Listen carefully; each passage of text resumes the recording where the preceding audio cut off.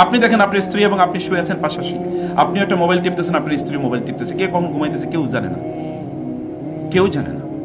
কারো প্রতি কারো কোনো ভালোবাসা নাই, কারো প্রতি কারো কোনো আগ্রহ নাই, কেউ কারোর সাথে সময় কাটায় না, কেউ কারো ব্যাপারে কনসার্ন নয়।